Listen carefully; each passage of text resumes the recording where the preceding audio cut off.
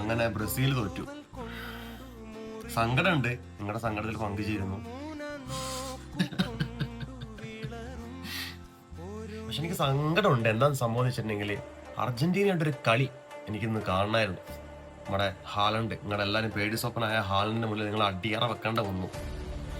എജാതി കളിയാടാ. Neymar last വന്നിട്ടൊരു show എല്ലാം ഇറക്കി പോയിട്ടുണ്ടായിരുന്നു.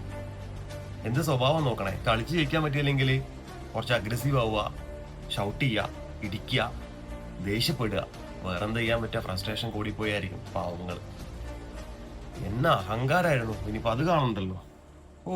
കളിച്ച മൊത്തം നോർവേ ആണ്. എടുത്തു പറയാണ്ട് നോർവേയുടെ ഗോൾ കീപ്പർ പക്ക മനുഷ്യൻ കേട്ടോ. ബ്രസീലിന്റെ പേടി സ്വപ്നം തന്നെയായി പോയിട്ടുണ്ടാവര്. എന്തായാലും പത്തി മടക്കി ടാറ്റ ബൈ ബൈ.